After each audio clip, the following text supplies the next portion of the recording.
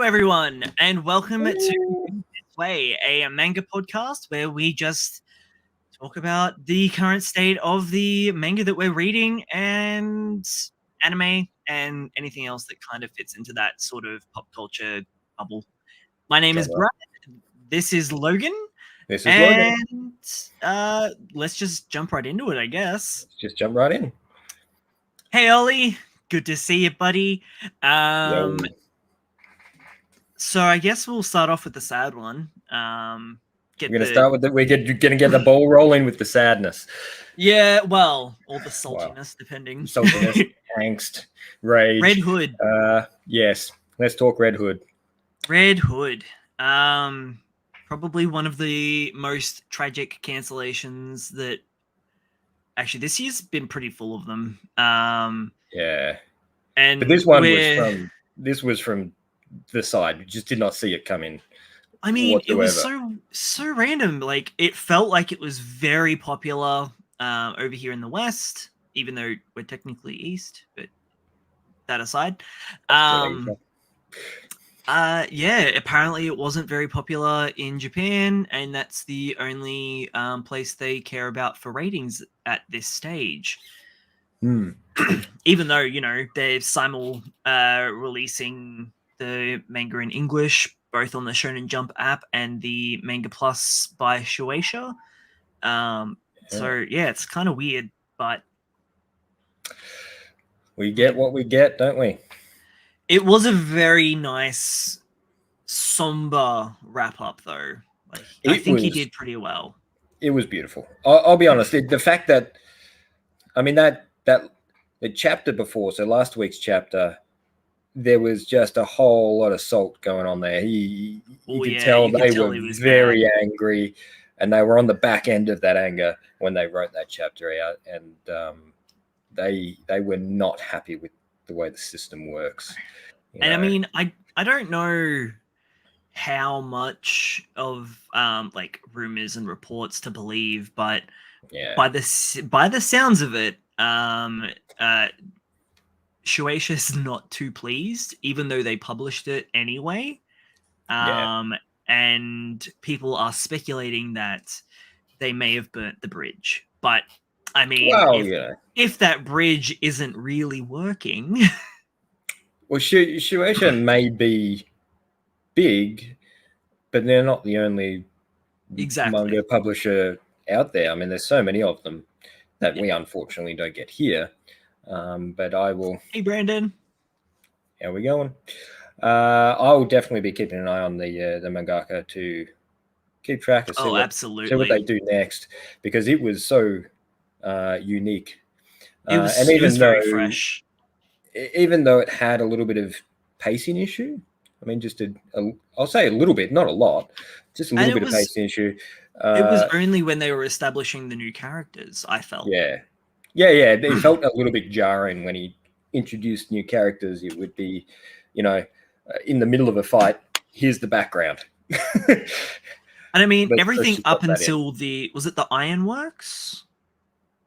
Yeah. Everything up until that, I thought was chef's kiss. It was beautiful, yeah. And then it kind of felt like it fell into shonen tropes, but to a degree, I think they had to.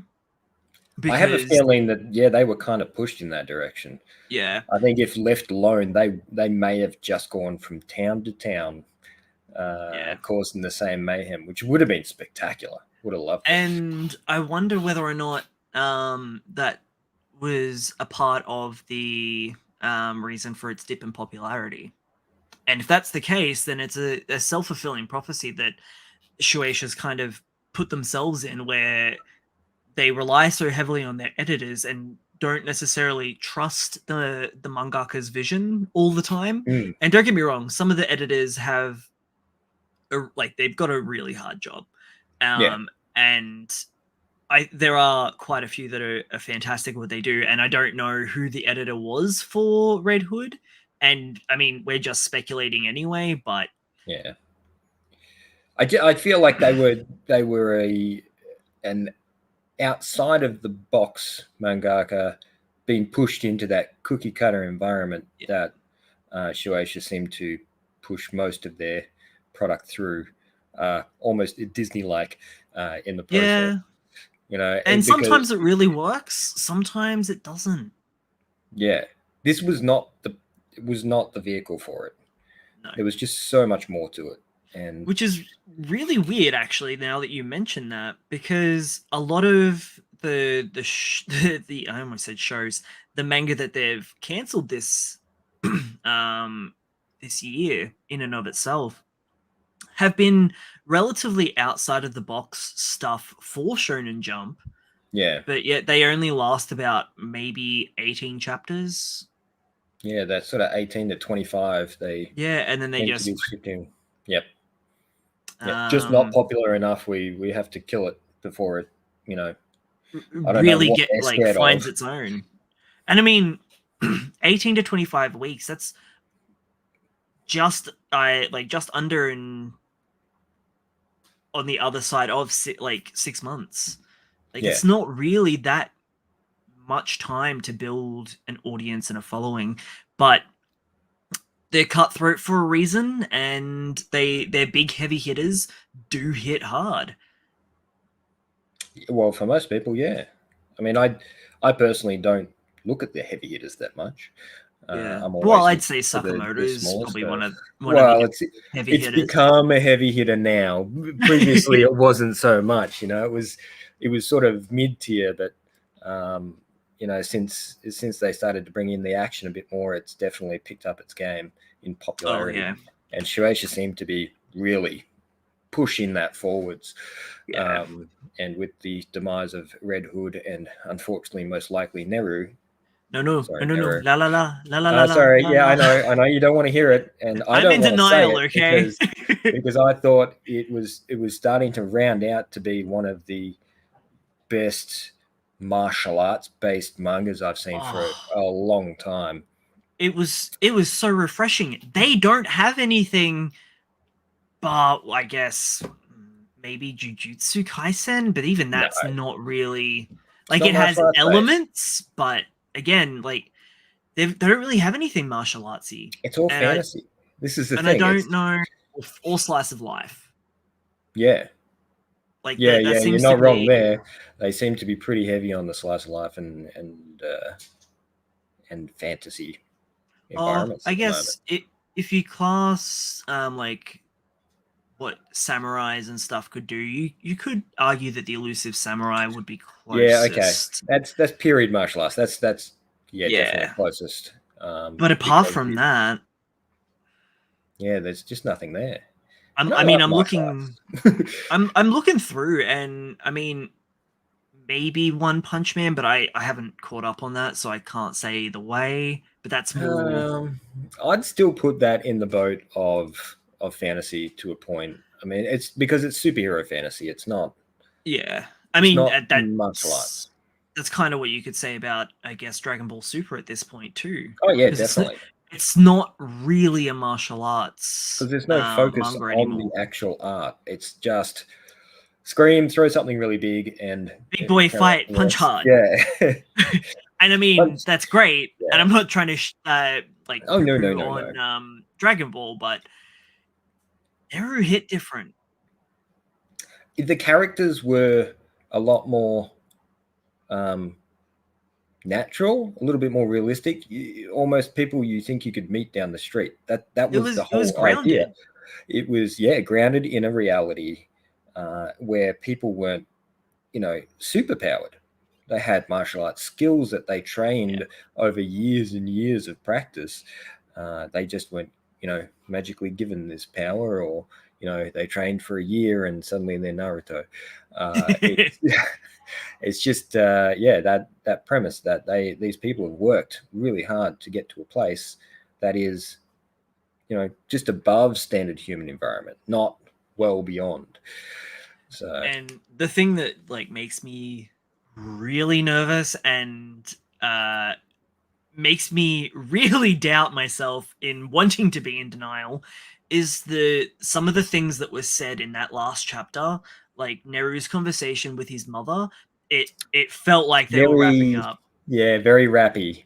I mean, like Neru full on coming out and saying that he was born in the wrong era. Everyone in the school was in that school in particular was born into the wrong era.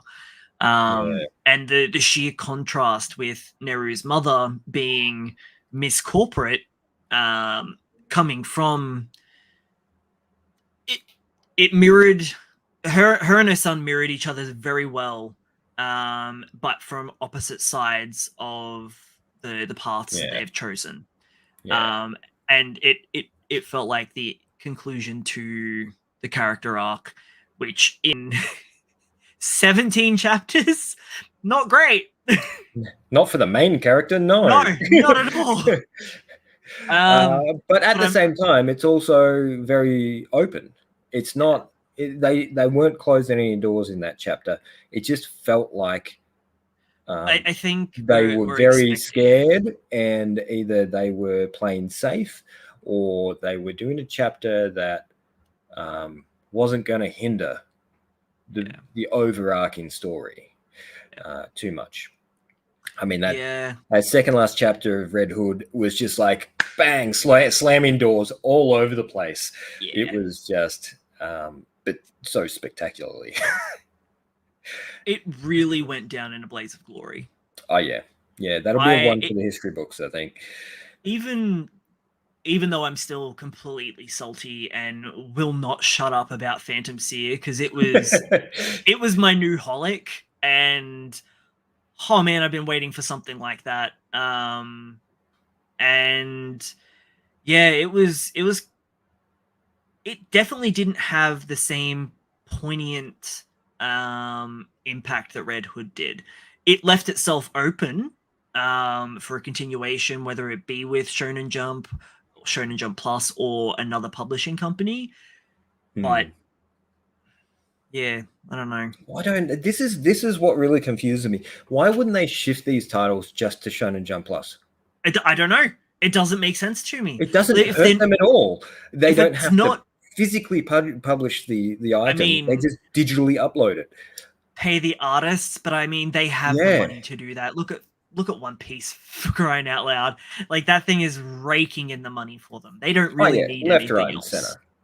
No, not at all. Between One Piece, Demon Slayer, Naruto, Bleach, Demon Slayer, they've got so many titles that are smashing Dragon the world Ball. over. Yeah. Oh yeah, just Dragon Ball, that little one. You know, like the progenitor of most of the big heavy hitters. Oh, yeah, it's been around for so long. And JoJo's.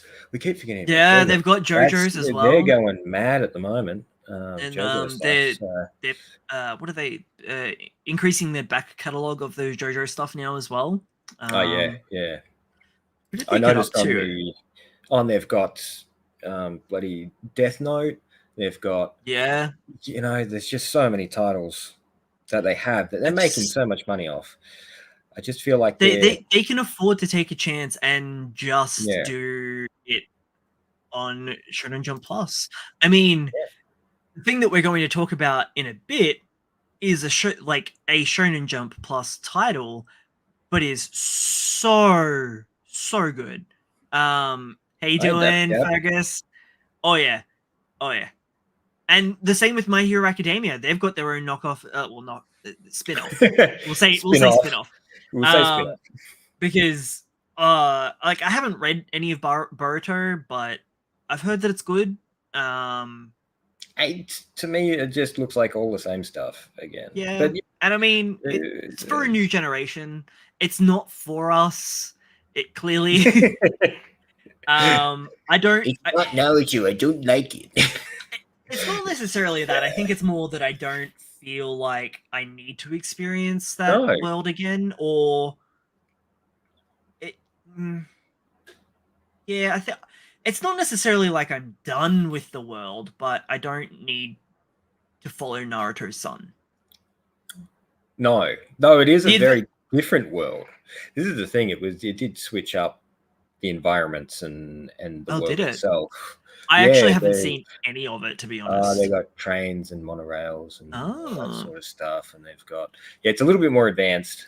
Well, I mean, they never really kind of stepped out of the fully villages. established where, and I mean, Or when. they had TVs and Yeah. massive computers, but like their transport was foot and Horses cart. and, and cart, yeah. It was so confusing as to when in the hell they were. Whenever they felt. And I mean, it was a fantasy world; they can do whatever they want. Yeah, But it was that's just right. a little. It was always really confusing, and I never fully understood. But yeah, like I don't fully understand how they gauge what goes in the main titles of like Shonen Jump and what goes into Shonen Jump Plus. Because I was as under far the as impression that Plus was adult content. well, The stuff but they couldn't then put in regular Jump. they've got I mean, we're gonna talk about Dan to Dan, but Dan to Dan really isn't that bad. Like That's not at all.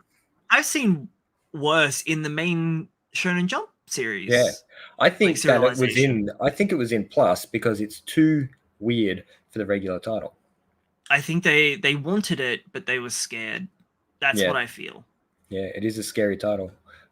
So to go on a premise, I mean, could you imagine trying to explain the premise of Dan to Dan to a publishing company and expect them to go, "Oh yeah, we'll do that."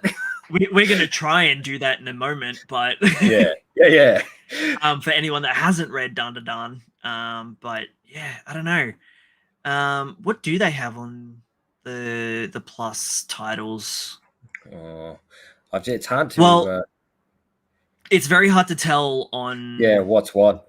Yeah, I mean, because on the Viz website, they've just kind of plopped it all into the one. So like you've got your Golden Kamui, Hell's Paradise. Those two in particular, I can understand because they are quite graphic. But Dan to Dan, it's I'd say it's young teen. I wouldn't even say it's mid-teen. Which is most of the stuff in Shonen Jump. Yeah, exactly right. This is where I think that they were just worried about the context of what it is. Yeah. Which we'll talk about in a moment. Yes. We're being very coy, but that's our big topic for today that we're going to save for a little bit. What else have you been reading, Logan? What else? Add usuals, Sakamoto Days, which was another fun chapter. That fight scene in the convenience store. In the convenience store, completely trashes his store. Poor Sakamoto. But some of those full page flexes, man, they were just beautiful. Oh yeah, the decapitation. Yeah. His action line scenes are just they really are very, very nice. And I think that's what's carrying the series. People are just waiting for those moments. Yeah. Like that. I mean, the characters are fun. Don't get me wrong, but I read expecting something to get splattered or decapitated or shot or something, or dismembered, or and go from fat to skinny. Yeah, that definitely. I love those scenes when he goes hard boiled and what a cliffhanger as well. Oh yes. I have a feeling that that it has to do with his like soul plexus thingy. Yeah, that the thing that the chiropractor did to him last time. Yep. Well, quickly for anyone who hasn't read Sakamoto Days, it's really good. Go do it.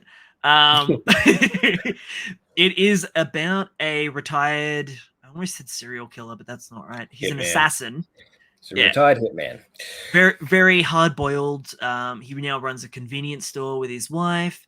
She doesn't condone violence in the slightest anymore, hence why he's retired. They have a daughter. And the very start premise is that Sakamoto gets a hit put on him. And even though he's retired and completely out of shape, he still holds his own. Yeah. That's the fun part. I mean, it's a comedy action series at the end of the day. Yeah, and it's got very, very much got One Punch Man vibes, in the sense that there's a lot of serious characters surrounding a comedic Yeah. character, and that has moments of seriousness mixed up with the comedy. They pace it really well in that respect. They don't overbalance in one direction. They keep things relatively light, but heavy In when they need in to. in the how many chapters are we in? In the 46 chapters, they've managed to keep it completely balanced, which Yeah, I feel is a feat in and of itself. Between yeah, writing that line between hard-boiled action and comedy, and to pull it off so well and so masterfully, it's yeah, just it really, really, it's a joy. yeah. The only chapters I thought were a little bit slow were probably the casino Yeah, environment. but I they felt it didn't linger slowed there. down. No, they only did like 4 chapters there, didn't they? If I that, think. yeah, Yeah, 3 or 4 chapters, and yeah, yeah, it was relatively quick, which was good.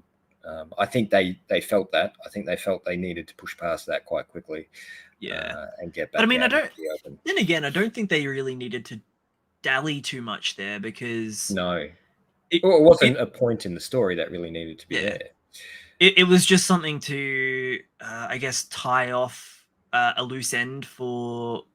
Oh my god, I forgot her name. I have to. Main girl. Yes, is, the is it? triad girl, Oh, Ling? woman. No. What's her name? It's gonna drive me nuts now. I was thinking that maybe I should have had a list of all the character names for the months we're talking about. Yeah. Look, Might do that next time. we're not smart people. Anyway, moving along. Yeah, moving along. Moving along. Let's not dwell on that too much. Yeah, it's definitely so. If you're not reading it, you should, especially if you want to break from something serious, or you Yeah. want something that's more structured than a gag manga. It's a nice Yes. balance in between, and the I artwork think alone is just so much fun. my favorite little mini story was the carnival, The hard hard carnival, boiled carnival. It was yeah, so good. so much I fun. he's probably my favorite hitman so far. Mr. Yes, Hardboiled. yes. Which you still He haven't was great. you haven't gone out and watched the professional yet, have you? No, no, I haven't. Which will just Yeah, cap off that character so much better. there is If a you lot actually of understood. yeah, a lot of references and nods to other media in that one. Definitely. I'll briefly Which, touch on My Hero Academia. Sorry, yeah, what were you going to touch say, Logan? away. No, touch away. I'm good. So Hirokoshi Sensei has pretty much introduced two gods at this point. Well, reintroduced one character as a god and introduced America's number one hero. Both are duking it out at the moment. Both are insanely overpowered and not sure what's going to happen. But it's not looking good for Izuku Yeah. at all. Someone must and die. he's not even in the fight. But yeah, My Hero is definitely shaping up to be heading into its final arc, it feels like. And whether or not that's going to be small or like we might see this go out for another couple of years, but this feels like we're the beginning of the end. It feels like it needs a time skip. Is that No. no? You don't think so? No, they've done a very good job of not needing one, but also progressing the series in a natural, flowing way.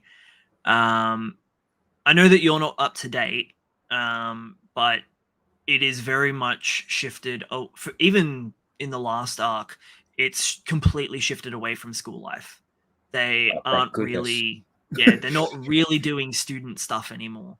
So like It's after the Dark Knight series arc yeah. that Oh went man, on. that was so cool. It was so well done. But the class 1A versus 1B that's going just wrapped up in the anime, I think.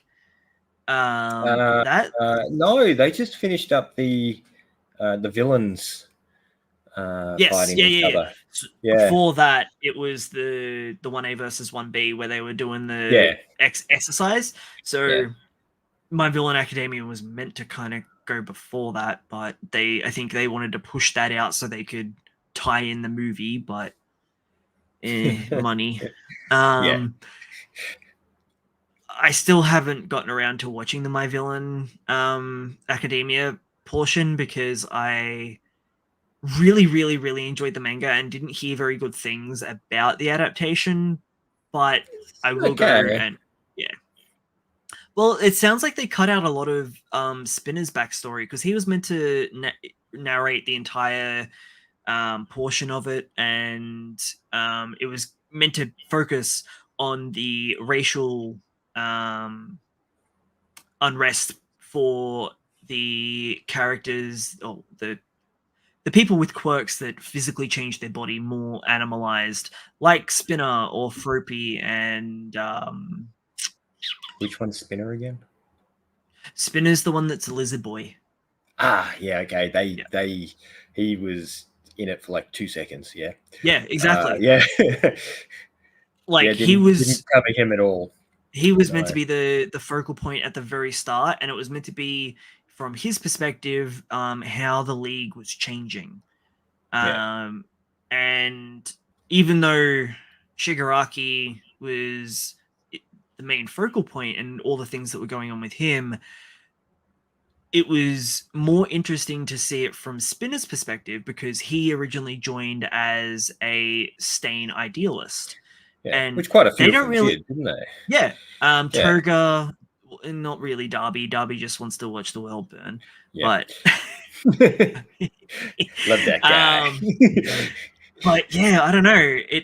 It was because they glossed over a lot of the. I mean, there was basically an equivalent to the KKK in that universe, which I can understand why they glossed over that, but it's important. It Well, they was shouldn't very be. They're too worried about kids. yeah They know kids are watching this series, yeah and I know there's blood in it, but it's not. no, It's not gory blood, and they keep everything pretty low key. So that is understandable why they have completely yeah glossed over that, and they've gone straight for Shigaraki and covering his yeah story because the whole thing is about him. yeah Like you don't hear much about any of the others except for Multiply Man. You twice hear a yeah little bit yeah about him, but those that's so from memory, the My Villain Academia arc it touches on all of them, but the three or the two really big ones were Spinner and Twice. Shigaraki was going through a lot of development, but it was kind of off screen. Like he was fighting yeah, Gagan, and then they start fighting the Human Liberation Front yeah, or something like that. something like that. And so it didn't really focus any on Darby or Shigaraki. It was mainly those two with a bit of Toga thrown in, Yeah, because Toga kind of ties everybody together, um, along with Twice. yeah. They're kind of the glue that holds the league together, and yeah, it was very disappointing hearing the way that they handled it, and I get it, Yeah. but it still pisses me off. Yeah, it always confuses me when they know how big a title like this is.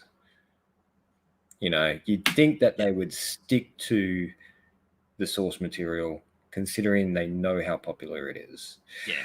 Yet they still try to bend to the will of the masses and Yeah, play and I it and play mean, it safe. They're playing it safe to get more people watching to make more money.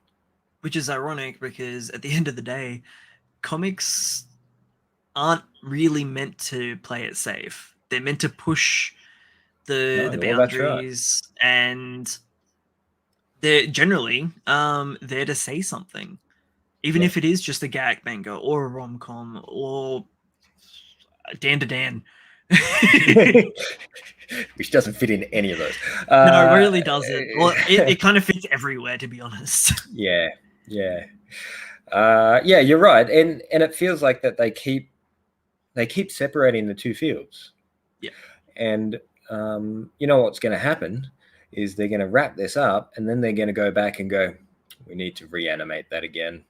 So I guarantee you, in 10 years, all over again. Yeah, in 10 years, another studio will pick it up, and it'll be 1,000 times better, and they'll include all the good stuff, and they'll take their time with it, or they'll do a series of movies. I don't know. Yeah, it just sounds like the kind of thing they would do. I don't know if we'll ever get something like Brotherhood again.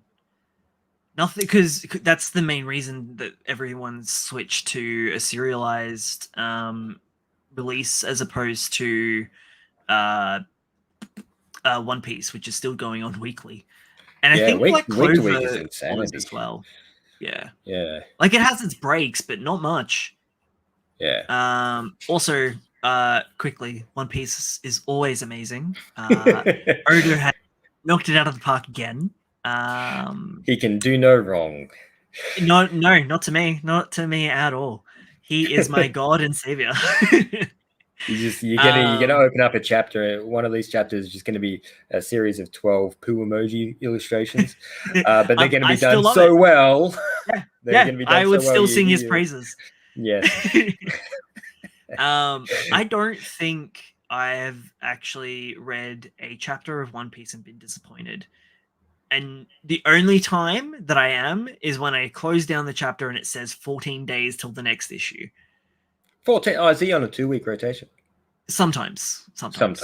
Yeah. Man's got to have a break. Yes, I absolutely want him to have a break and to take care of his health. At least is insane. Yeah, at least they're not on a Kaiju number 8 schedule.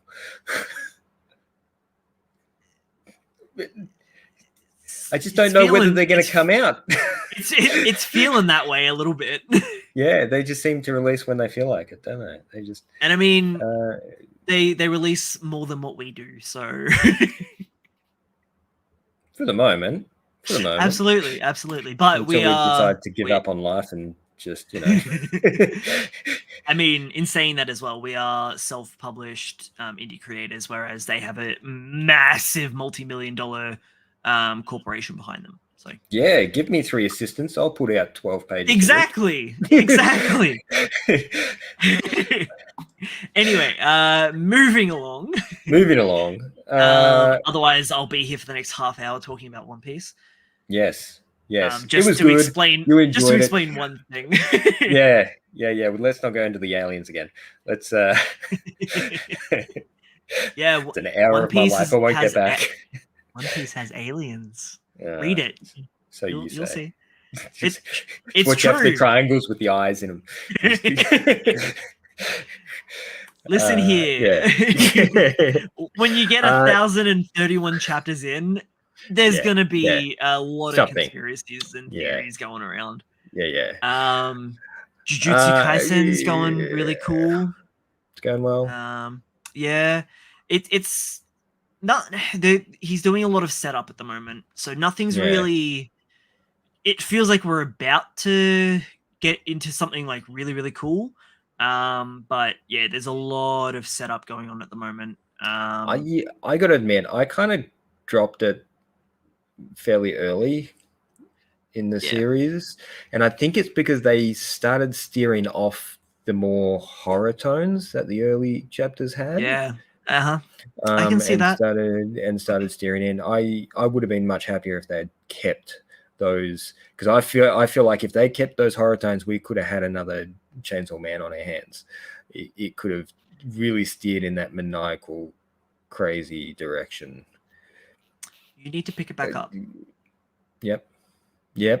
Okay. Wait, do you remember where you left off? Oh yeah, it was like chapter 15, 20. Oh yeah. Sort of area. So you didn't way back.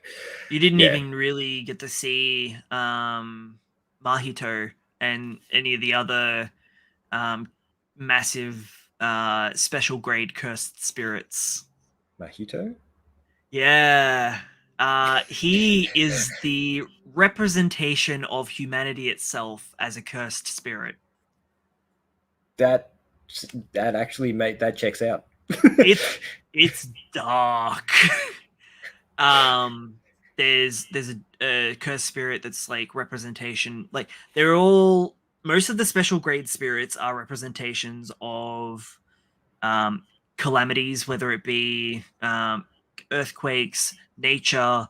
I know earthquakes and volcanoes, which was what I was about to say, kind of fall under nature, but it's it it feels more Shinto based with the whole there's a god for nature, there's a god for flowers, but it's Yeah.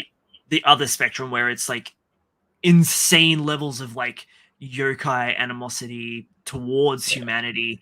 And then you've got the representation of humanity in Mahito, and he is a scary dude. He can Scary dude. manipulate your soul by a single touch. Can he make me happy? No, it doesn't end dang. well when he does this. It because the soul in Jujutsu is kind of like the I don't know words right now.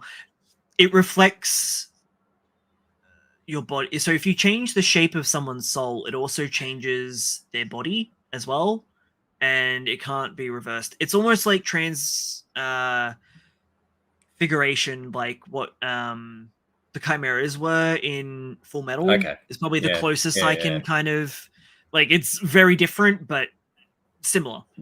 Yeah. It does definitely shift away from the very spoopy vibes that the first few chapters give off, but Yeah. it does maintain a nice pace of yeah. horror-ish kind of. Yeah. Okay, I'll pick it back up. I'll give it a few more. I'll give it another 20 chapters or something and see if he does do a if I lot can make of it. setup payoff. Yeah. So there will be a couple of chapters where it'll just be of like just word vomit. And Oh no. and you'll be like just reading stuff. But those are important because he'll do one or two and then it'll just be straight into the action. So he's like, these are the rules for the thing that I'm setting up, and boom, 20 chapters of just high octane amazingness. And the art is just so good. And Gojo's eyes are just so pretty. That's why he keeps him covered up, doesn't he? Yeah, because he's too distracting otherwise. He's too pretty. If you're struggling to get through the first arc, I would recommend watching the first season of the anime. Oh, okay. It's very, very well animated. It looks incredible. It'll give you a taste of what Chainsaw Man's gonna look like because it's I was about to say the studio that's doing it is Mappa? what's their name again? Is it Mappa? Mappo, yeah, it is Mappa. Yeah. So yeah, it's really good. Yeah. Okay, I'll give it a whirl. I might just chuck the anime on just to give me some vibes. Also, just the fight scenes are so well animated. Even just like I think episode 2 or 3, where Gojo's fighting Sukuna on the roof of the school. Yeah. Holy hell! Like they are just amazing animation studio. Just so good. Well, I hope they keep it up. It's a lot of work. Whenever they've taken on so much. They are taking on a lot. What else are you reading, buddy? What else am I reading? What is it? Now I need to go. Let me go in and see what I'm reading at the moment. I've got the list up here. So we've kind of been going in order. Are you reading Mashal, Magic and Muscles? No, he's too gaggy for me. I just too much comedy for me. And look, it's fine now and then, but to have that constant flow of, It's not as balanced as Sakamoto. oh no, nowhere near. And and It I definitely just sort leans of, more into it. Yeah. yeah, I just kind of dropped it because I just didn't want to keep going. I want to get back into it because Yeah, what I did read was really good. Like yeah. it was the same as with Mission Yozakura Family. Have you read that at all? I reckon I. Oh, So it was the Spy Family before Spy Family, I guess. oh, okay. Where I don't the remember that one. main character is like uh socially traumatized because he can't feel like he can get close to anybody because of a tragic accident that happened to his family, killing them all except for him. Yeah, And he has one person that's been with him as a childhood friend through basically everything, and she's the only person that he can physically interact with. Whereas if anyone else tries, he just kind of shuts down, massive social anxiety, and to the point where he will just like foam at the mouth and pass out. yeah, Typical anime things. yeah, Um, Turns out that this girl comes from a insanely powerful family of spies slash assassins, um, and her brother is insanely overprotective, like almost lolicon syndrome, where it's bad. like, yeah, almost. It's just a It's not, it's not that well. It's pretty far, but it's played for the gag, so yeah. it doesn't come off as creepy. So after saying all that, he basically threatens to kill any boy that gets close to his little sister. And the only way the main character survives is by marrying the girl, uh, which comes with different problems because now he's a part of the family. He has to learn to become a spy, and he has to live in their house, which is basically a giant death trap.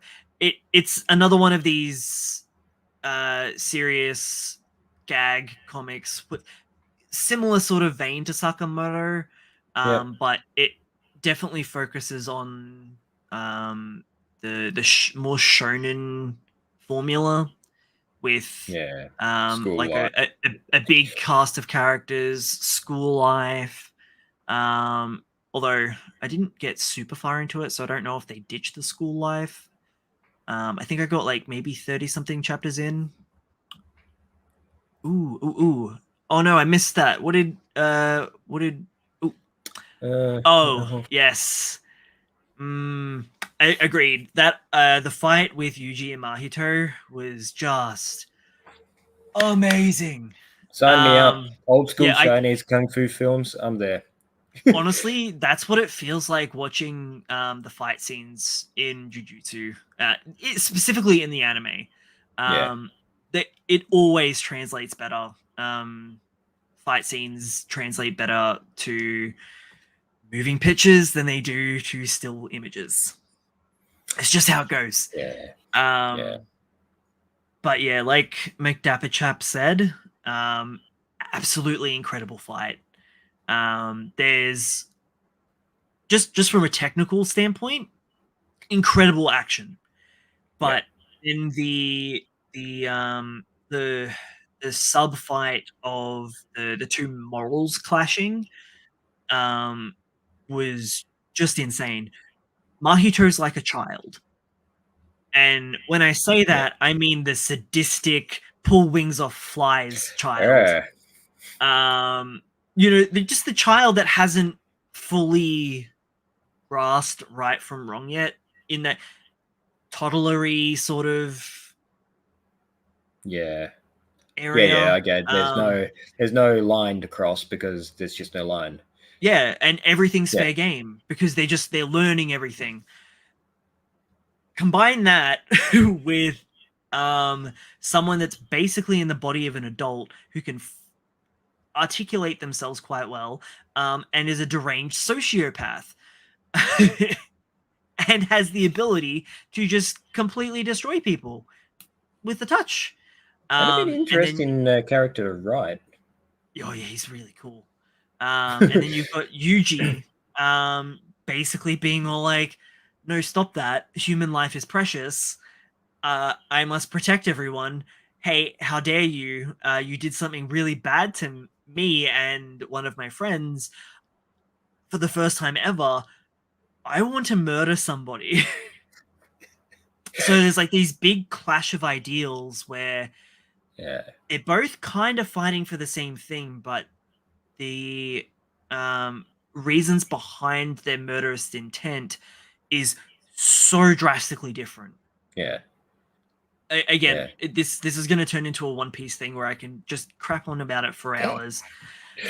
So um, So before we I start, delving more into it, you know what we're gonna do? I'm going to watch the anime, yeah, 100%. and then we'll talk about it, and we'll. I need to finish watching season 1. The last thing I saw was the Yuji fight with Mahito, and it was so Let me enjoy it. I'll enjoy it then. good. I will. I will. Righto. I'll pick it back up, and we'll go forwards with it. All right. I'll just quickly touch Eh, on 2 more before we go yeah, into Dun yeah, Dun. yeah, Um, Doctor Stone and yeah. Undead Unluck. That's one I Are need to you pick up again. So are you reading either? I was reading Undead Unluck, but I stopped reading it a few months back. I don't know why. I Ooh. can't remember. Okay. So Was I that know there's a during bit going the on. was that during the meta characters wrap up? The author of the author of the manga that basically foretells the future of of its own series. Dude, it's wild. So That's so did you get good. to that? No, no. You know what? Okay. Yeah, I'll catch up on it. It's so it plays very meta with the story. Um he's essentially a prophet, essentially. Yeah, And anything he writes, or in this case draws, because he wanted to be a mangaka, um, is basically the future of the story of Undead Unluck. And so even the characters in the story um, realize this and start using it to kind of plan their next moves. And dude, it gets wild. They even put a training boot camp in there for both Fuko. I'm confusing my main leads. Fuko and Undead. yeah. Um, and not only is it a physical upgrade, but it's also an emotional upgrade that Fuko desperately needed. Being a titular character, she needed to be able to stand on her own feet outside of Undead. Yeah, a bit more growth. Andy, that's what she calls him. But tied it really well into developing their relationship as a whole. Nice. So it has a very I'd say a rough start if no one's read it, but it does get very, very good. The reason Yeah, I say the start of it's like really confusing. it's also kind of a bit. The further you get into it, the more it makes sense. It does, but it also kind of feels a little rapey. Oh yeah, yeah. Well, he does. He just pushes himself upon her. Yeah, Is pretty much it, but not. yeah. Like Yeah, there's reasons for it, and I don't want to sound like I'm like excusing what he justifying does. his. Yeah, Yes, like don't get me wrong, his actions in those first couple of chapters are a bit yikes, but they get past it pretty quick. they definitely fix it. I think it was definitely more for the shock factor. Mm. Um, it it was played for the gag, but I think it definitely didn't stand up in Yeah, it fell a bit short. today's day and age, and they definitely pulled it out of their butt, fixing that one up, and fully exploring the relationship that Undead and Unluck end up forming. Yeah. It's getting really interesting. Just even more meta. Yeah, it's wild. There's time loops. It's the whole premise is that they're trying to kill God. Oh, bloody God again. Jesus. Yeah. Righto. And Dr. Stone, you need to pick that back up. No, it's Yes. I don't. We're getting very close to. They've definitely increased the pacing because they kind of needed to. I did get a bit worried that the increase in pacing was another cancellation on the horizon. No way. But no, it was just that if they had have kept the same pacing for the scientific advancements that they were going to be making, because they're going to the moon. Yeah, why not? Why not? Well, is that under a different title though, or is it under the same title? No, it's under the same title. The same title. So they must have just changed the cover on the title page then. Yeah, there's a very different cut. I've noticed with the Shonen Jump app and the Manga Plus app, they use different cover images for both. Yeah, maybe that's what threw me off. It's really coming into its own. I mean, it's been into its own for a while, but you haven't read for a while, so very long time. It definitely doesn't linger as much as it did in the earlier days, and I think that definitely reflects the way that scientific progress has happened for humans. Like, you look at the means of transportation back, and it was horse and cart for how long? It was horse and cart not long ago. When you think about it, and realistically, years, if that, and thousands of years it was horse and carts. Now, in the early 1900s, we invented planes. 60 years after that, we were flying a rocket to the moon, allegedly. The space race was real, according to the very beautifully shot video. Well, if you watch Inside Job, it was all green screened. That's right. Stanley Kubrick at his best. But and then going even further, like the advancement of the internet, we've made massive leaps and bounds in the last 121 years. And I'm seeing that acceleration in Dr. Stone now. Yeah, they've done a bit of globe trotting. There's a prevalent God, I can't speak. A prevalent threat that is threatening all of humanity, essentially threatening to put them back into the Stone Age again.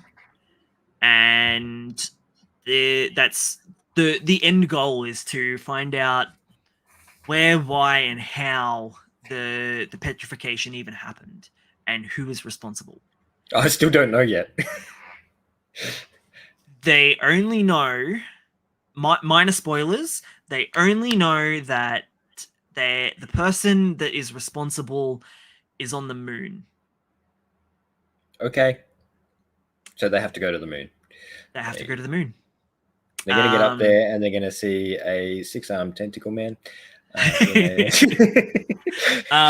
They've found the device that caused the petrification. The very, very many of them that there are. Yeah, it's getting interesting. They've got multiple settlements now that are focused on doing different things to essentially save the world. And ironically, some famous man once said that the only thing that will truly bring humanity together as one unit is an external threat. And that's kind of what's happening in Dr. Stone. People are being revived. They're all working towards this one common goal, which is get into space to stop. They call him Y-Man because all that they are receiving via radio waves from the moon is just a repeated message of someone screaming "Y." That's it. Oh. Yeah. So there's a lot of mystery still going on, and they've fast tracked the whole rocket trial and error, but they have just successfully launched a satellite. Right. So that's kind of where we're at, and they're about to invent the internet. But moving on. That's enough for that. Yeah. I feel like I went too heavy into it. It's nice that we have a little timer up in the left-hand corner for us. I can kind of gauge myself off that. All right. Let's do it. I think it's the big one now. Mm. Actually, anyone that's watching at the moment, do you have any questions or recommendations for us? While you guys are formulating questions or whatever thing you want to tell us to read or watch, we're going to jump into Dan to Dan. So we'll keep an eye out for those messages. But yes, Logan, would you like to start us off with the Dan to Dan? Dan to Dan to Dan to Dan. Man, ever since we discovered this title, it has been the center of conversation.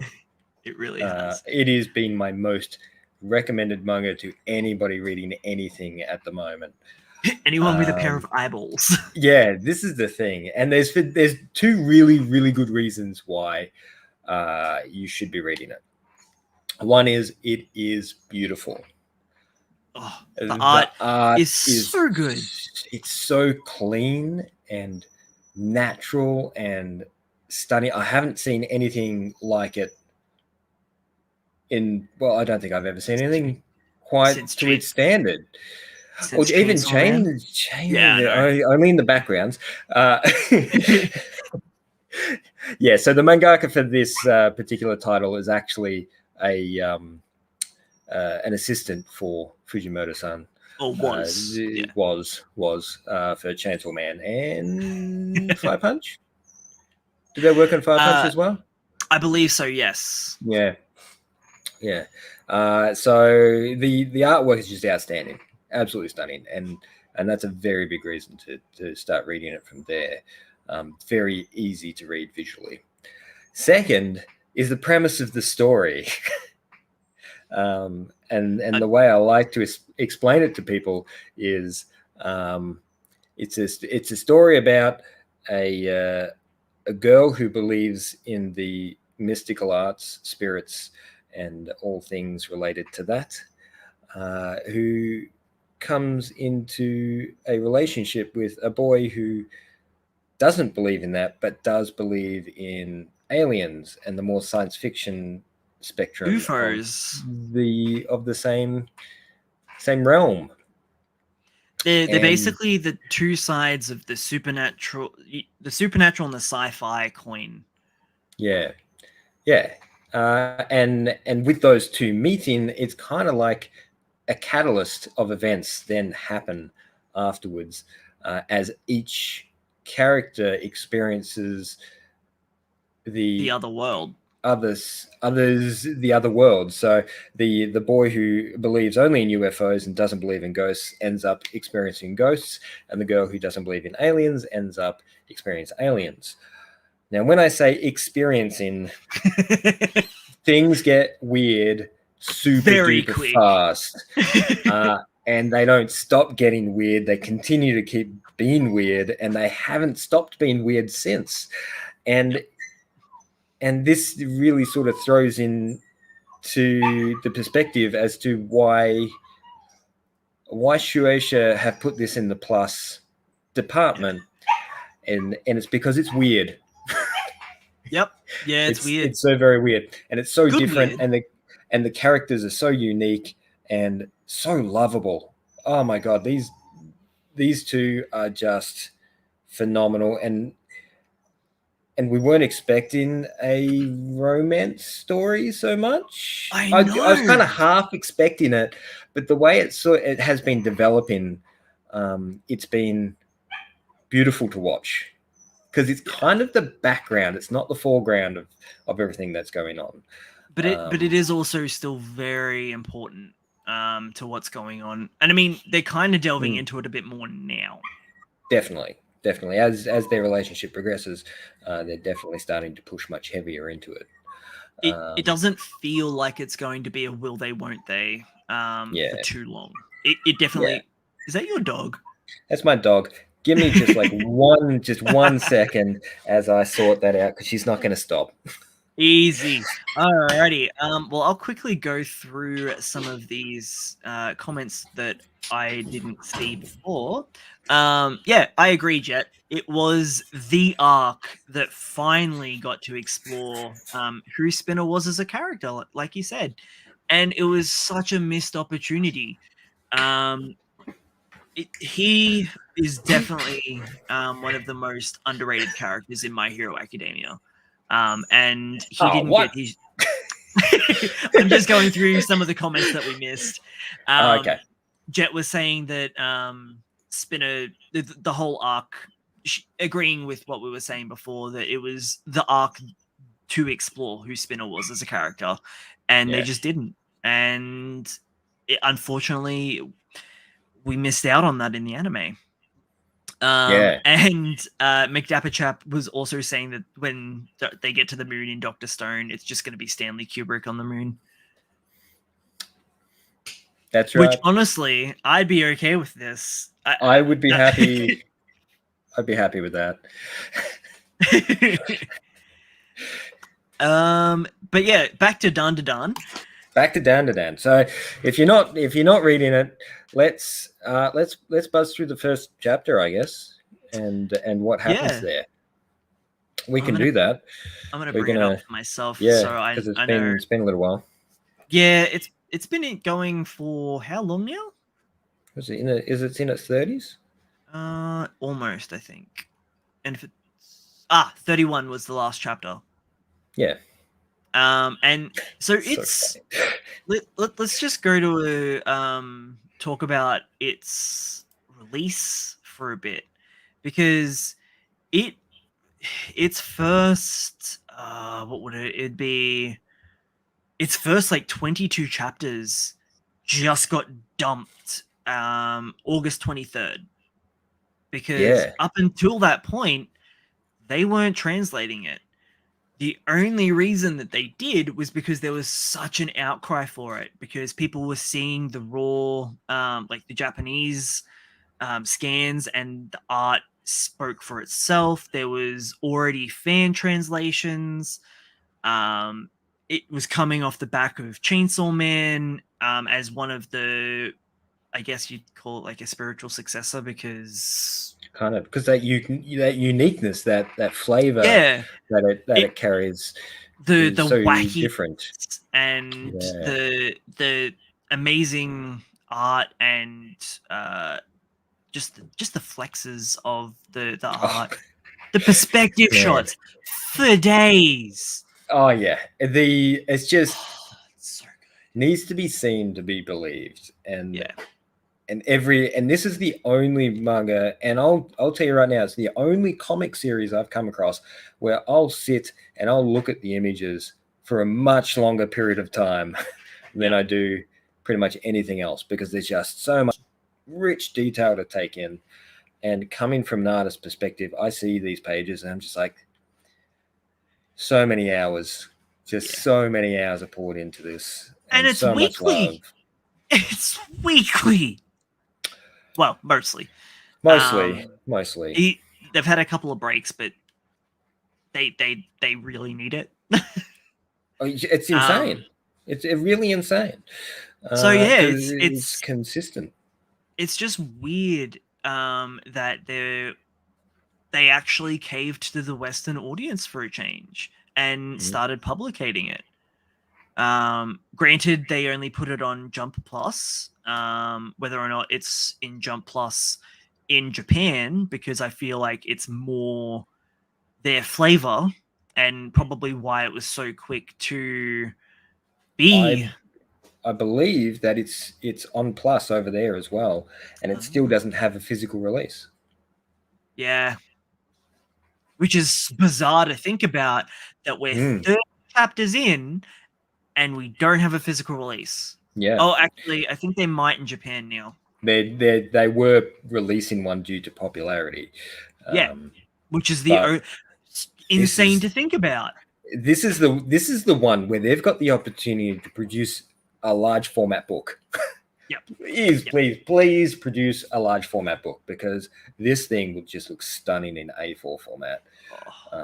It would just be, as much as I love those little books, this thing deserves this thing deserves a full-size book. I'd lay the cash down, charge me twice as much. I don't care. I'll throw my money at it. It's worth every cent. So but yeah, it's definitely, and I mean, comparing that to what we were talking about earlier, like with Red Hood and all the other cancellations, it's night and day. So you just can't pick what's going to stick around. No, there's no way of predicting what's going to be popular and what's not. I think where Red Hood fell over is, and I think the mangaka may very well be kicking themselves over it, was bending to the will of the editor and possibly changing the story. And I just feel like that's what's happened. That's what it feels like. The way he's burnt that bridge, the way they've just turned around and said, we're really salty about this because you told us to do it this way. Yeah, and now it's not working. Yeah. And now we've got a story. We've got our child sitting here that you've ruined, and now you're abandoning it. It just that's what it feels like. That is what it feels like. May not be true. Maybe that's just because we're so invested into it. But I was, and you know how invested into it I was. I was loving that story. I do regret sitting on it for those 3-4 weeks. I know that my voice individually wouldn't have made any difference, but I do still feel slightly responsible. But in saying that, though, reading those 4 chapters in a row was so good, and I'm glad that I did it that way. Very sad that it ended 2 chapters after I caught up. Yeah. But yeah. Anyway, Down to Done. Oh well. Back to Down to Done. Right. For the 3rd time. So Down to Done starts out with a massive 70-page issue, which is nearly double what a first issue is for shonen. Usually it's about 40 to 50 pages. Yeah. So I was going to say 35 to 40, but yeah, mid 40s, I'd say. Some of them get up there to the 46 pages. But still, 70 pages is, as far as I'm aware, unheard of for a first issue. Yeah, that's a graphic novel right there. Yeah, and it really needed it. If they had have paused anywhere, it probably, maybe that's the reason they went Jump Plus. Was just to put that out. that is very likely, because when you read it, there is no breaks. There's no breaths. No. You consume And this thing so quickly that you can't take a break here. You just lose there's the pacing. there doesn't feel like a natural spot to end that first chapter. Hmm. Apart from page 70. I Yeah. mean, maybe stopping it at Turbo Granny. Oh, which Like part of Turbo Granny? the introduction. Oh, that's way, way back though. It's literally like It's like page page 27. Yeah. Yeah. That's the first break I could say that you could. I'd If we stop it had on to. 28. I'd stop it on 28 though. Just to get that little bit of shock in, that little bit of extended. Well, if that's the case, then you'd have to go to 32. And in that case, that's when the page break is. Or 31. Then Okay, 31, because that's where she hits the aliens. Yeah, but then the next page is immediately where, like, if you go to it's straight into the page break of her running away from them. There is no stopping this thing. It is just a There tour is de no. force. It is just pedal to the metal from the get go, and it just doesn't stop. And it's Man, I'm gonna read this again now. I just got up to like page 55, 50, 54, 55, and that was probably one of the first biggest flexes that I was like, this is amazing. Yeah. I am absolutely in love with this. It blends sci-fi and supernatural so amazingly well. And the story as to why they're so blended and so well is just it's that was a great reveal. That it was it also ties into like the hard-boiledness of certain actors. Okay, yeah, maybe we should cover that a little bit, because it's I'm all really over the place in with the this. core.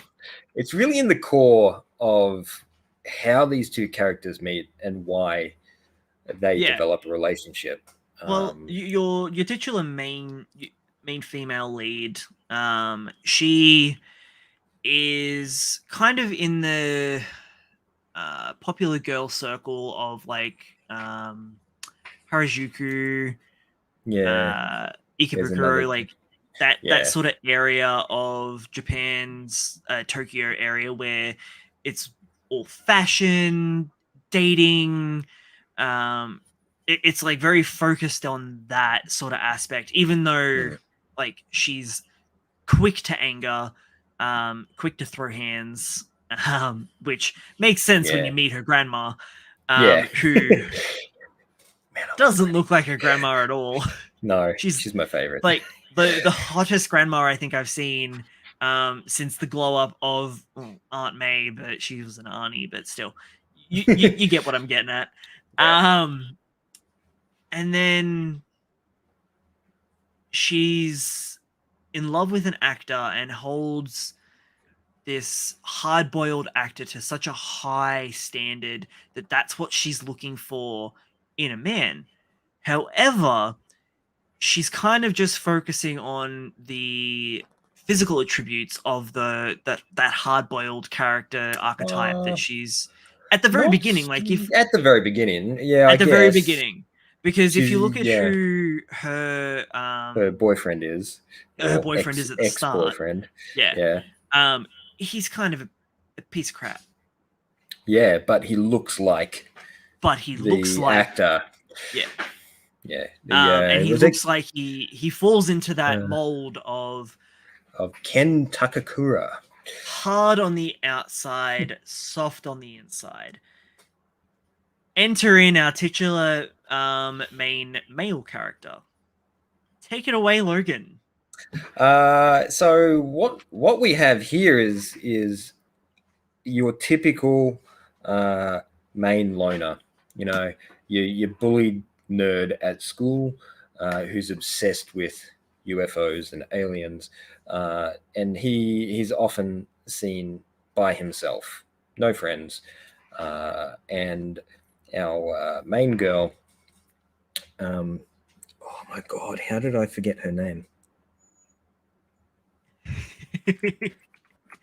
Where is it? Yeah, we love it so much.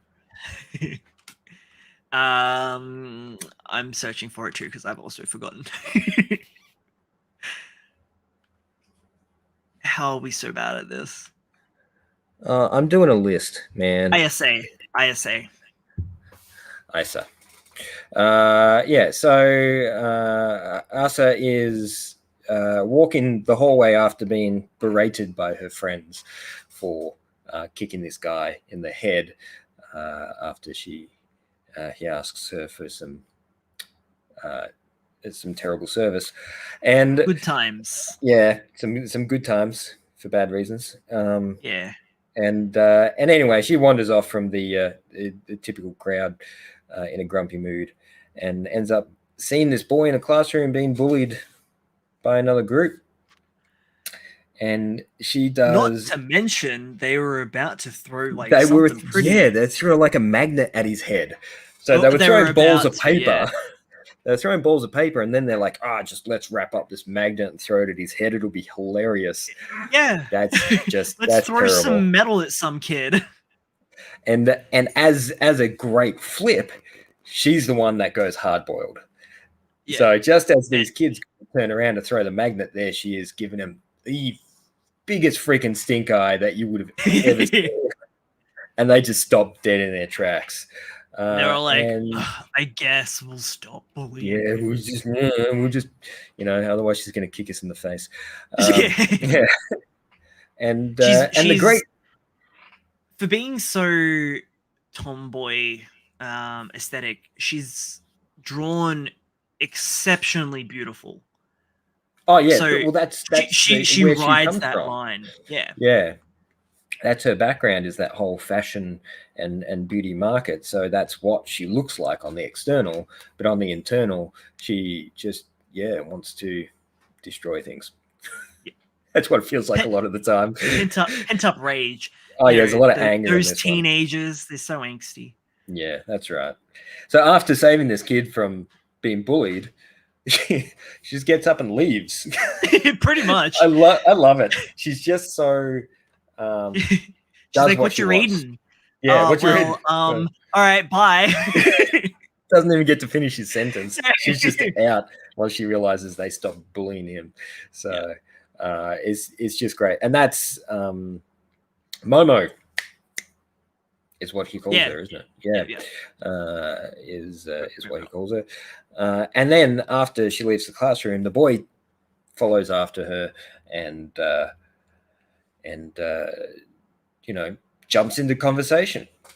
Essentially, he tries to make a friend. Yes. He sees the opportunity, and doesn't want to let it pass him by. And in his awkwardness, states that he knows what she's into.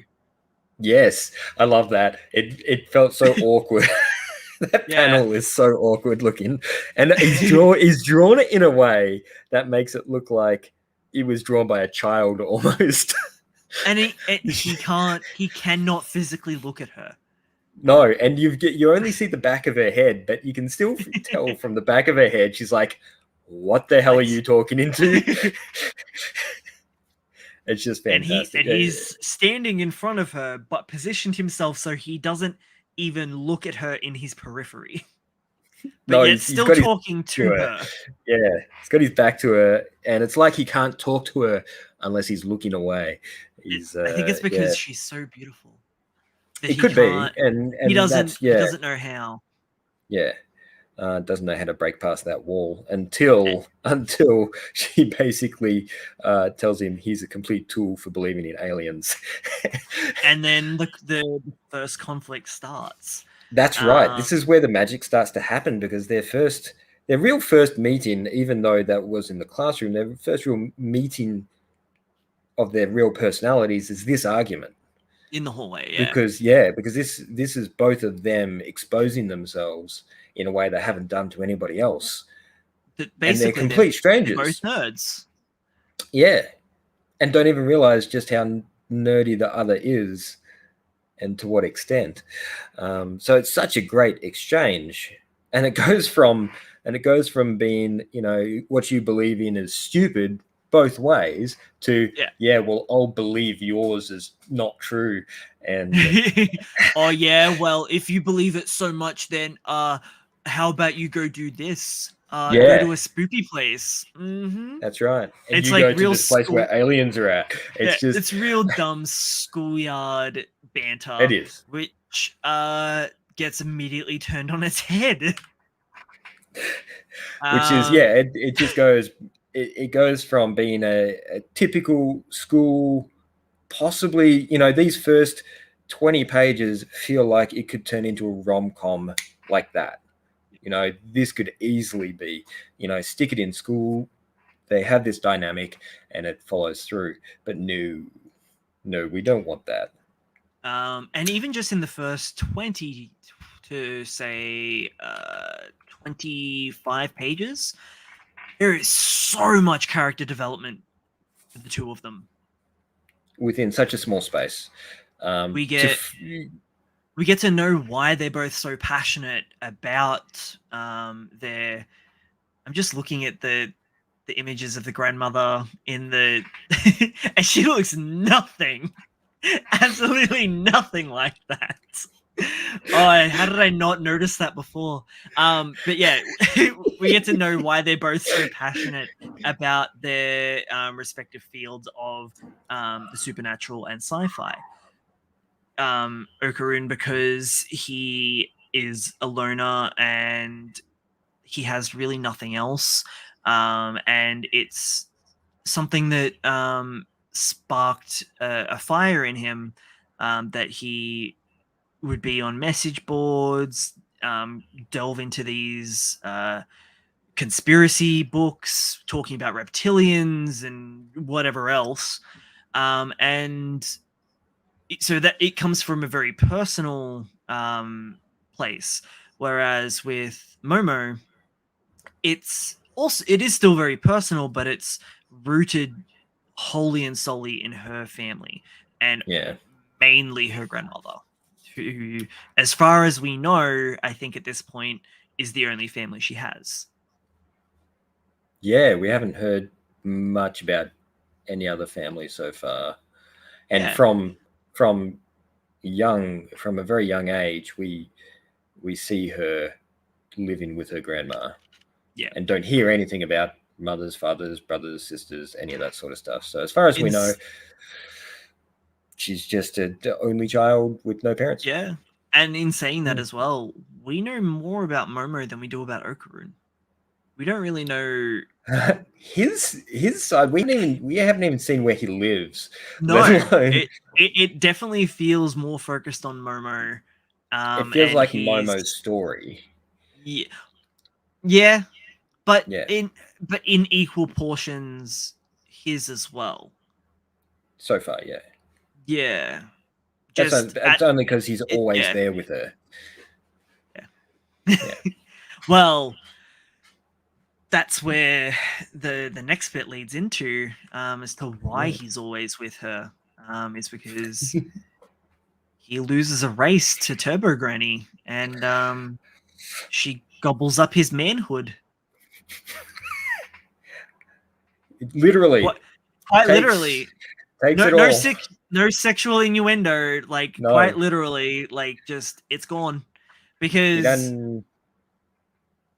it ties into yokai folklore very nicely, because um like with Kappa, they are said to steal your soul through your butthole, because that's where your soul resides, is just inside your butt, which is wild. I don't know how they came to that conclusion. um, and so the spiritual energy of humans is kind of situated in that lower abdomen sort of area, whether it be represented by the genitals in certain stories, or by the soul in your butt in others. It's in that general area, and that's what the yokai are after. Because, which I actually found out today, shout out to Gaijin Goomba, who is one of my favorite YouTubers. So this mainly more probably goes to like your kitsune or tanukis and your transforming yokais, but I assume it extends out to others as well, where essentially yokais want to become human. And the reason for that is because the world is broken down into different essentially realms, and so animals and yokai are kind of like almost at the bottom run, and they want to get up to the top, which is will free them from the cycle, where I'm gonna butcher this. Humans are the second from the top, and I'm back checking you right now. It's easy for humans to cross over into the higher plane because they're so high up there. So essentially, the yokai and animals and what other mythical creatures are trying to do is get up to the level of human so that they can get to that next stage of enlightenment, spiritual. I don't know. I'm not a spiritual man. Go watch Gaijin Goomba's latest video about Pokemon's good. He explains it way better. But I'll yeah, have to look. Send me the link. Is what you do. I will. And I'll look into it. So basically, they're stolen his soul through his. See you later, Ollie. They've stolen his soul through his lower parts. Thanks, Ollie. Which has left him in a very bizarre predicament, but has also left her in a very bizarre predicament because though he has encountered Turbo Granny, she has encountered aliens in the most bizarre of kind. I mean, these guys are designed in such a creepy way, and the way they just come out of the dark in the hallway like that, you're just looking at it going, they look like they look like Mormons. I mean, I get what you're with no saying. neck. Mormons with no neck. They look like your what do they call them? It's specifically the people from religious groups that go around pushing religious ideals to recruit people. Like very clean cut, yeah, slacks, button up shirt, like buttoned up right to the neck, tie, like just typical businessman sort of look. Yeah, in their clothing sense.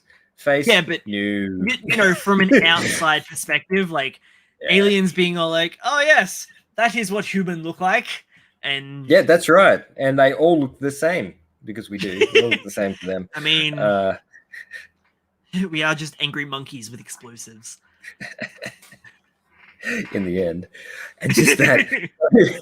So page 33, where they're chasing her down the hallway, that is absolutely amazing flex. That is just a beautiful perspective shot, fisheye lens style. There's a lot of fisheye lens I've and noticed. So much movement in that one panel. There is just so many limbs flailing in there, and it just looks phenomenal. No words. What do we got? We got one. Oh two, yeah, there's three, like 2 bubbles. It's like three pages of no words, which is great. And it does get a little bit concerning. A little alien bit nasty. Proby? Yeah, a little bit alien proby is probably the direction we want to head in, because it's not really Rapey is more investigatory. Yeah, it's Yeah, weird. it's scientific purposes. So well, ironically enough, the aliens are kind of after the same thing, but for different reasons. So Yes. the aliens have lost the ability through extensive cloning. They've lost the ability to reproduce. Yes. So they are. What was they made up something about um their DNA. Oh, they came to Earth previously, and some of their untainted DNA is still in humanity, and that's why they're back to To try and retrieve. Yeah. retrieve or inseminate. I don't know. It was kind of I don't It's know. almost like they're trying to extract our organs to implant into their own. Yeah, it was weird. It's There's hard a to lot of weird. explain. Yeah, there's a lot of weird on the alien, which is really weird. It's so bizarre that the aliens are much weirder than the yokai. The yokai are really easy to understand. Yeah, I Aliens, mean, which kind of makes sense. It kind of makes yeah, sense. it does. Um, yeah, weirdly enough, everything to do with the aliens has been the more bizarre side of things than the Has supernatural element. indeed. Has Like the indeed. supernatural element has been kind of grounded, and I guess because the It's, supernatural aspect to it is a mirror of humanity. yeah, So yeah, that's I right. I, I, I guess that's where um the understanding from the reader's perspective comes into it, whereas the aliens is just hell for leather. There's it makes sense that they don't make sense. Yeah, yeah, Yeah, yeah. yeah. It's so weird. It's great. And you know what? This We're gonna have to like talk about this again next time. there's just so much to talk about. I feel like I could literally sit here and talk nonstop for like 10 hours about Just manga in general. half just Dan to Dan. To be honest, I could just sit here and weave through that thing for a while. But we're gonna have to do we're gonna have to cover like Fire Punch and Chainsaw Man and everything else as Ooh. well at some point. We'll probably do a proper Fujimoto episode, I think, and we'll look at Yeah. Fire Punch, Chainsaw Man, and even look back. Oh, Um, let us know, guys, in the comments down below whether or not you're watching us on Twitch or on YouTube. Let us know if there's anything you want us to talk about in future. We're definitely going to keep the weekly recappy sort of thing. Well, it'll be monthly at the start of the episode, and then we'll kind of dive into one or two something. properties a little bit more in depth. So yeah, if there's anything you want us to talk about, and even we're toying with the idea of having odd episodes where we'll just throw up a video. So if there's anything you want us to talk about there, let us know. Yeah, definitely. Things we should be reading that we may not know about. That True. And whether it's current today or whether it's 20 years old, don't care. Yeah, I mean, as long as I can get my hands on it. It's not necessarily 20 years old, but it's 10, so it's half that. I only recently read Siren in its entirety and had never heard of it up until mid this year. Like a month ago. It feels like only a month ago that you heard about it. Oh man, and I'm so surprised I hadn't actually said anything to you about it. Yeah, I'm surprised that I never actually heard about it up until this point. It was such a good series, and it did really feel like it was rooted in that mid 2000s. Yeah, it's definitely got an early 2000s vibe. Yeah, in that sort of aspect.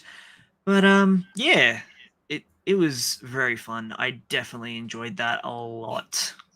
We will cover that one too at some point. We're gonna cover a lot. So Maybe. much. All the time. You can't stop us. You can try. Well, we'll quickly touch on, I guess, stuff outside of manga. There's no such thing. I know. Well, it's kind of to do with us and what we're attempting to build with this podcast and everything else. So I guess a little bit on us. We're both creators ourselves. We both, well, I do writing. Logan does writing and illustrations. But end of the day, we both make comics, like we said briefly earlier. We're Aussie guys, if you can't tell. If there is anyone on the outside of our, I guess, friend group that's tuned in today for our first ep. So we are under a independent label called Half Tone Productions, which is what this video's Being produced. YouTube and Twitch site are called. We work closely with, I guess he's our producer. Never thought of it that way. Yeah, that's what I call Kieran the Jack. producer. He has just been ridiculously pumping out comics left, right, and center, and actually has a new one in the works at the moment, which is a pulp parody of, is it like 1930s comics? Is that the right 30s, time era? 40s, 30s, 40s, 50s, around that yeah, sort that of. sort of, yeah. Is that the Silver sort of Age? that shadow, and a few others. That sort of, yeah, that period of time where it's kind of pre-superhero, you could almost say. Yeah. Where people were more interested in detective environments than things blowing up. So, yeah, but it's a very good read. It is. Part 1 had a really successful Kickstarter. Part 2 is currently running. They're only a week in of funding for that one. I'm saying a lot. See, this is what happens when we're not talking about manga. Our brains just shut down.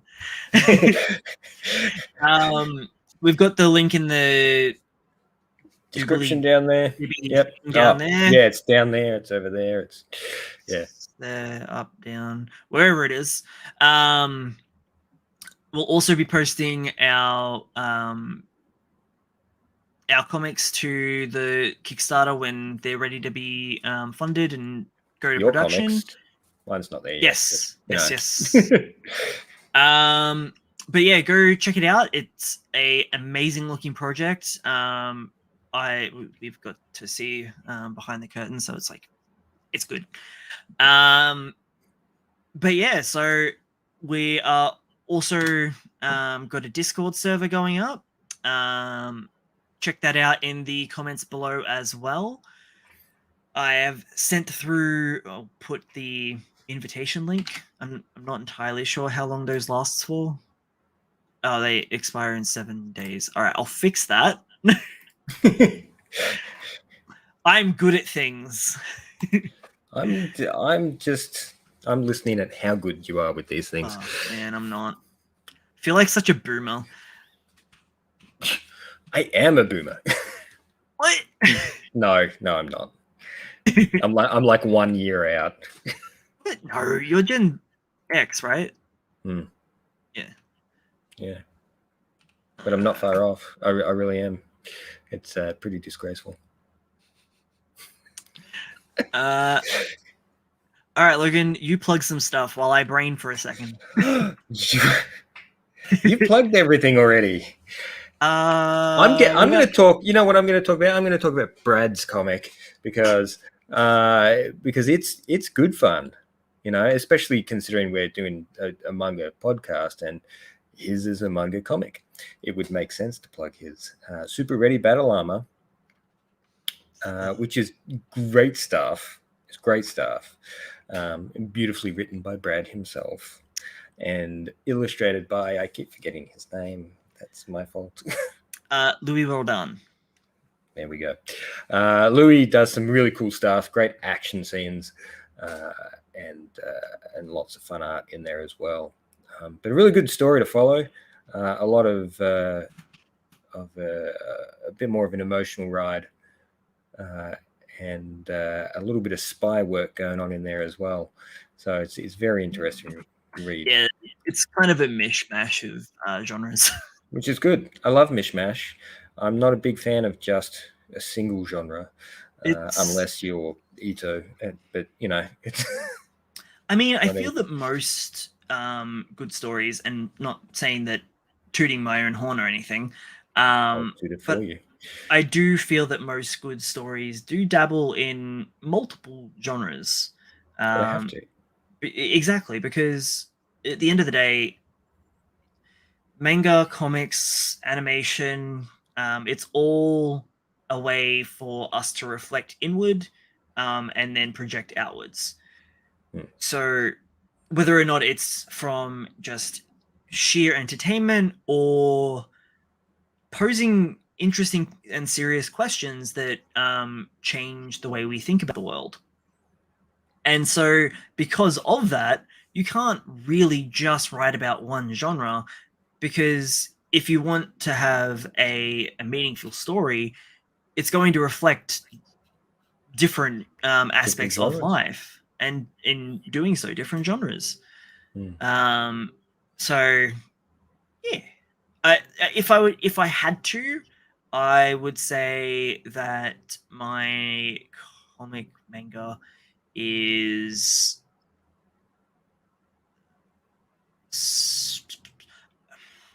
it's definitely more sci-fi than it is supernatural, but it probably gives supernatural sci-fi vibes, along with a little bit of rom-com in there too. It's got a little bit of Sakamoto vibe to it, man. Yeah. The way you throw serious and comedy together is and action. Because some of the serious stuff, I didn't want to bum people out too bad, so we got the comic relief character, which is my baby, Professor Insanus, who is just the easiest person to write for. I just switch off the brain and out he comes.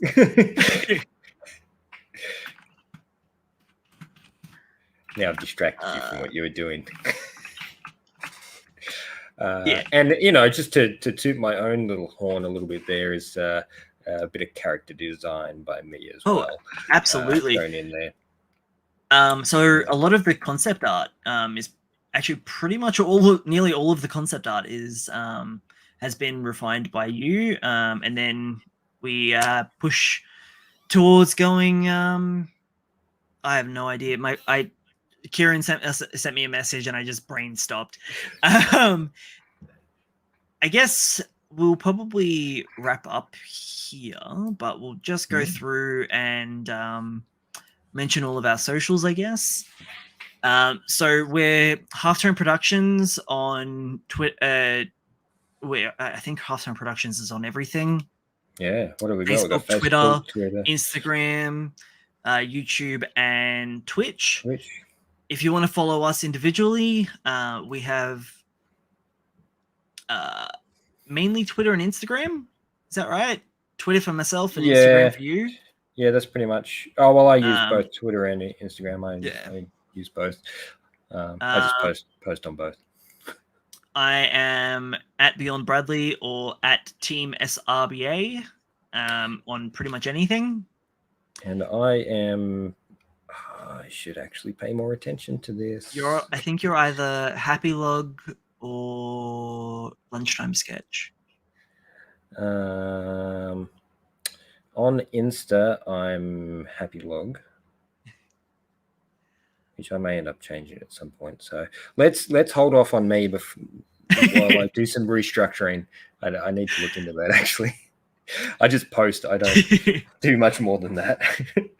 And there's also created by Kieran as well, if you wanted to have a look at us on an individual level. But if you wanted to have a look at us as a group, Half Tone Productions on pretty much everything, be it Facebook, the dying, Instagram, Twitter, Discord. Now I need to remember that we have a Discord because I'm in charge of it. Still learning.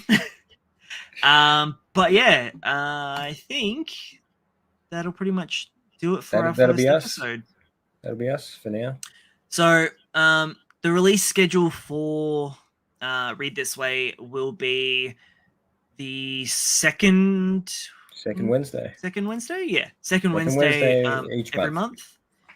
And we will also, the Half Tone Productions channel on YouTube will be releasing a podcast every week, every Wednesday, essentially, at around this sort of time, 8 p.m. onwards. We have the Half Tone Effect, which has already got a massive amount of episodes. I think we're getting very close to the 100th. So there's a lot of back catalogs for you to listen to, a lot of indie creators from actually across the world. If you want to know how comics are made and what people go through to make them, it's definitely a great podcast to listen to. That's it. And then there'll be us. And then I believe Kieran's talking about something else further on, but that's in the future. I believe that's what we'll be more focusing our Kickstarters and stuff on. So we're not bombarding you with everything. So if you just want to tune in and check us out, talk crap about manga and anime and everything in between, every Wednesday, we're here every second Wednesday. It's such a it rolls off the tongue. Every second Wednesday of the month. Once a month, but it's not every second Wednesday in the 1 month. We're not doing it once every 2 weeks. Yes, it's like the whole bi-weekly? Yeah, where it could be twice a week or once every 2 weeks. Yeah. English, man, English. It's fantastic. But yeah, I've been Brad. He's been Logan. And I am Logan. And this is Brad. And we've been Read This Way, a manga podcast. Alrighty, guys. I don't know how we finished the live stream. I think Kieran needs to do something. We'll just sit here awkwardly. There we go. There we go.